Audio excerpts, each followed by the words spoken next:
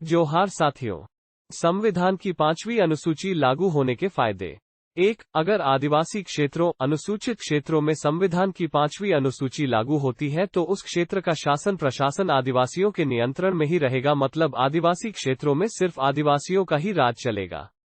2. अगर आदिवासी क्षेत्रों में संविधान की 5वीं अनुसूची पूर्ण रूप से लागू होती है तो आदिवासी क्षेत्रों में 100% आरक्षण आदिवासियों को ही मिलेगा, मतलब 5वीं अनुसूचित क्षेत्रों में सभी विभागों के अध्यक्ष सिर्फ आदिवासी ही रहेगा, सभी पदों पर आदिवासियों की ही नियुक्ति होगी, जिससे एक भी पढ़ा लिखा आदिवासी युवा बेरोजगार नहीं घूमेगा।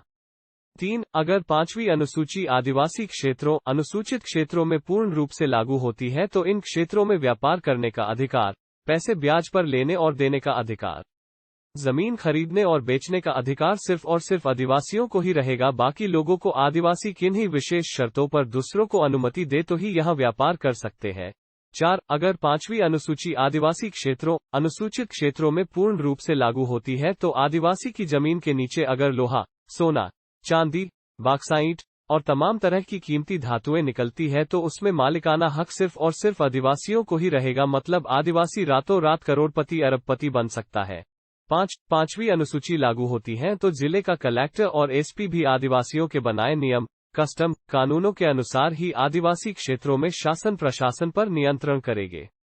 6. अगर 5वीं अनुसूची लागू होती है तो उस क्षेत्र के आदिवासियों को अपने क्षेत्रों में किसी भी प्रकार का भाड़ा टैक्स नहीं देना पड़ेगा, मतलब आदिवासी क्षेत्रों में हम आदिवासी road tax, toll tax, service tax से फ्री रहेंगे।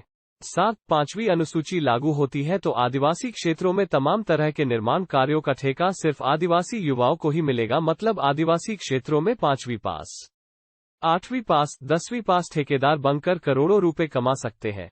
8. अगर 5वीं अनुसूची लागू होती है तो दूसरों के घरों में मजदूरी जाने वाले आदिवासी दूसरे लोगों को अपने घरों में, गांव में मजदूरी बुलवाएंगे, क्योंकि आदिवासी क्षेत्रों में तमाम खदानों के ठेकेदार सिर्फ आदिवासी युवा ही रहेंगे और शहरों में रहने वाले बेरोजगारों को अपने अपने गांव में काम पर मजदूरी बुलाएंगे, मतलब गांव का आदिवासी बड़ा आदमी मालिक बन जाएगा। 9. अगर 5वीं अनुसूची लागू होती है तो आदिवासियों को अपने साथ हो रहे अन्याय अत्याचार के लिए पुलिस और कोर्ट के चक्कर नहीं लगना पड़ेगा, मतलब आदिवासियों को न्याय आदिवासियों की अदालत परंपरागत ग्राम सभा मतलब गांव की बैठक के भीतर हो जाएगा। 10. अगर 5वीं अनुसूची लागू होती है तो नगर पंचायत और नगरपालिका शून्य हो जाएगी और आज जो करोड़ों अरबों रुपए का प्रतिवर्ष नगर पंचायत और नगर पालिका में जमा हो रहा है वह आदिवासी परिषद के खाते में जमा होगा। साथियों, 5वीं अनुसूची के पूर्ण लागू होने के इतने फायदे हैं तो क्यों ना प्रत्येक आदिवासी युवा 5वीं अनुसूची की लड़ाई में खुद पड़े संवैधानिक जागरण में लगे युवाओं से कंधा मिलाकर खुलकर समर्थन करे, क्योंकि यह लड़ाई व्यक्तिगत नहीं, यह लड़ाई देश के 15 करोड़ से अधिक आदिवासियों की लड़ाई है। जय जोहार, जय आदिवासी, आदिवासी परिवार।